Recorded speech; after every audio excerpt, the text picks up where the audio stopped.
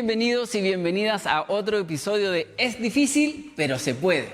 Y va con mucho cariño para todos los papás y las mamás que nos están viendo. No solo para nuestra iglesia, nosotros somos parte de la primera iglesia evangélica bautista Santiago y estamos aquí en pleno Santiago Centro, en la calle Compañía de Jesús 1744. Pero esto va para el mundo, así que con mucho cariño. Y no estoy solo, estoy con Andrea nuevamente. ¿Cómo estás, Andrea? Muy bien, gracias. ¿Cómo estuvo la semana, la familia? Bien, bien. Con desafíos, pero ahí logrando. Me imagino, ¿cierto? Todos con algunos desafíos entre medio y cosas en proceso. Sí. Bueno, hoy día tenemos un tema muy importante que queremos compartir con ustedes y vamos a hablar sobre la sexualidad. Y sobre esta temática, Andrea, si bien es bastante amplia y podríamos hacer un programa bien larguito en este sentido, quiero que nos enfoquemos en dos grandes ideas. La primera es explicar acerca de la comprensión y la explicación de la sexualidad y como segunda derivada, cómo la protegemos sin cortar los diálogos, sin llegar a imponer verdades, particularmente desde los papás a los hijos, y decir, esto es lo que es y aquí no se habla más. Entonces, pensando en los más chiquititos de la casa, ¿cómo, cuándo, qué tips, ideas o orientaciones nos das tú respecto de cómo comenzar a hablar de sexualidad en el hogar? Bueno, primero decir que hay que sacudirse un poco de la incomodidad que nos genera a veces hablar de sexualidad con nuestros hijos, ¿ya? Es algo natural, es una dimensión más del ser humano, entonces partir desde esa base. Y cuando son pequeñitos es ideal poner atención a lo que realmente tu hijo te está preguntando, ¿ya? No dar más información de la cuenta, que es algo que habitualmente ocurre. Entonces, estar atento a lo que tu hijo te pregunta e ir acompañándolo. Partir por enseñarle las partes de su propio cuerpo con el nombre correcto, no el pilín y etcétera. He escuchado nombres bastante innovadores al respecto y la verdad es que es bueno que los niños conozcan por su nombre los genitales femeninos y masculinos. Ya eso también los va a ayudar y los va a proteger. Y de a poco ir enseñándole, claro, las diferencias entre los sexos, ir enseñándole también cómo cuidar su cuerpo. Así que eso yo podría decirte, es súper importante que nosotros le vamos transmitiendo a nuestros hijos esta idea de que esto es parte de ellos, que todos lo tienen y que hay diferencias entre mujeres y hombres, como con naturalidad. Claro. Sí, yo diría que eso es muy importante, a pesar que, claro, las bromas no dejan de estar presentes ahí, pero tener una educación concreta y formal en ese sentido desde la casa, porque afuera van a escuchar millones de cosas, pero que eso que esté en la casa me parece que es clave. Sí, agregaría ahí que cuando son pequeñitos, alrededor de año y medio o dos, los niños empiezan a tener una curiosidad por sus partes genitales, entonces no coartarlo. A veces hay papás que dicen, no te toques ahí, es malo, o si tú te tocas ahí te va a pasar algo terrible, no sé qué. Ayudarlos en ese descubrimiento que es perfectamente natural y orientarlos. Sí, no, fantástico. Yo creo que eso ayuda demasiado a los papás hoy día. Sobre todo ya que estamos en un mundo, en una cultura, permíteme el concepto, hipersexualizada, que casi todo de alguna manera toca estos tintes, y viendo de la perspectiva de la prevención. ¿Qué consejos tú le darías a los padres y madres para que estén atentos al interior del hogar? Sí, bueno, he sabido que las situaciones de abuso sexual se provocan mayormente en el ámbito intrafamiliar, ¿ya? Entonces, primero, importante tomar atención a las señales que los niños nos puedan ir dando respecto a con quién quieren estar, cuando rechazan a lo mejor quedarse con alguien. Si está llorando, no simplemente decirle, ay, no seas mañoso, o por ejemplo, no obligar a los hijos a besar a otras personas. Eso es algo súper común, pero déle un beso a la tía, pero deje que el tata la tome, etcétera. Ayudarlos a ellos mismos a poner límites sobre su propio cuerpo. Si tu hijo se siente incómodo de pronto con que lo abracen o lo besen o no quiere besarte en ese momento, no permitir que se transgreda ese límite que el mismo niño está poniendo sobre su cuerpo. Eso es como algo muy importante en esa etapa. Perfecto. Entonces, en ese sentido, lo que estás diciendo también apunta a ciertas señales que los papás deberían recoger en el caso de que ya no estemos hablando de prevención, sino que hayan alguna alerta. ¿A qué otro elemento a grandes rasgos un papá podría estar atento? Sí, mira, hay señales que son más sutiles, ¿cierto? Como de pronto cambios en el estado de ánimo. Hay niños también que dejan de comer, no quieren jugar.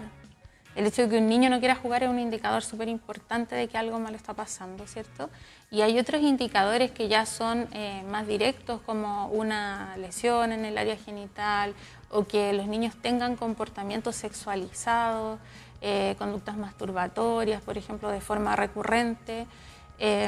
Todo ese tipo de señales ya deberían encender en nosotros nuestra alerta y ya tomar los caminos de pedir ayuda especializada y ver qué está pasando con el niño.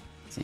Y es importante aquí considerar el elemento legal, porque a veces en comunidades cristianas esto se deja solamente en el contexto de la iglesia, en el contexto de los líderes religiosos, o vamos a orar por la situación, pero como bien tú señalaste, aquí hay elementos que sobrepasan, digamos, las reglas eclesiásticas. Aquí tiene que ver con legalidad y abuso directamente.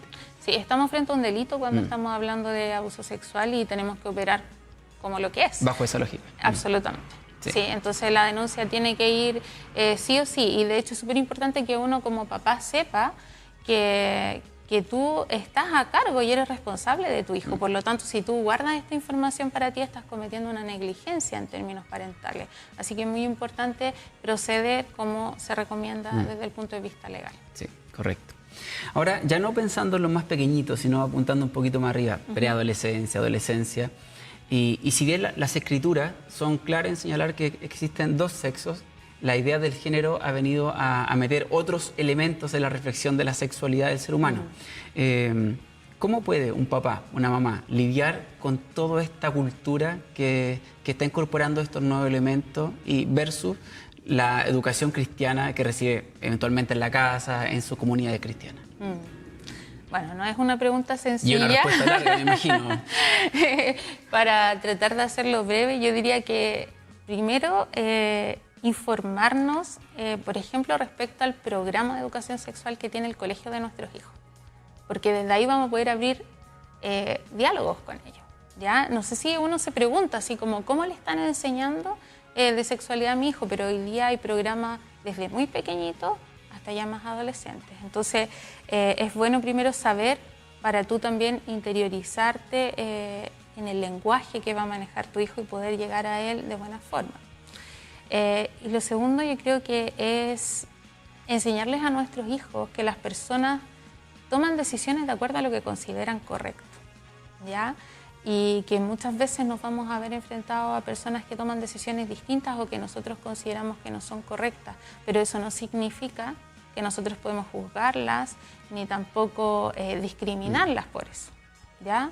O sea, yo creo que ahí, si tú me preguntas como mamá, esa es la forma en la que yo siempre abordo estas conversaciones con mis hijos, no solamente en este tema, en todos los temas que puedan generar alguna controversia desde el punto de vista moral, digamos. Claro, claro, porque la libertad de la decisión, digamos, va a estar siempre, no solamente en el ámbito de la sexualidad, en el ámbito de la alimentación, que si yo vegano contra carnívoro, sí. en fin, claro. el respeto mutuo y entender que todos de alguna manera somos imagen de Dios y tenemos un respeto que nos tenemos que expresar de manera correcta es clave.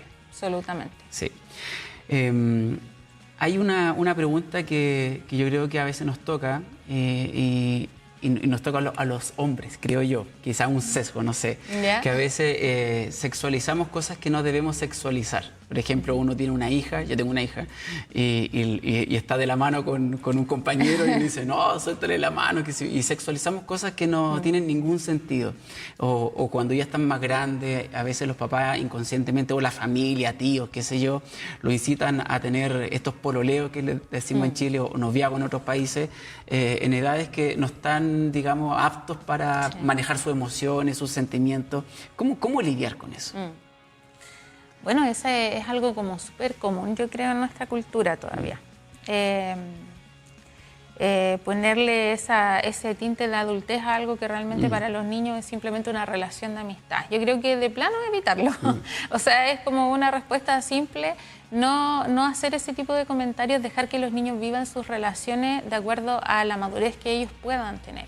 Entonces, si el niño le da la mano a otra niña a los 3, a los 4 años, a los 5, a los 6, probablemente lo hace porque le tiene afecto, la quiere, es su amiga, y no deberíamos nosotros instalar otra idea respecto a eso, ni avergonzarlos, porque muchas veces los niños se sienten avergonzados, incluso humillados en esas situaciones, y generar eso no les va a beneficiar en nada. Entonces, yo creo que lo primero sería evitar esos comportamientos, dejar atrás todos los aprendizajes y sobre todo sacarte esta idea de que es divertido, porque es divertido para uno, pero no es divertido para ellos, normalmente.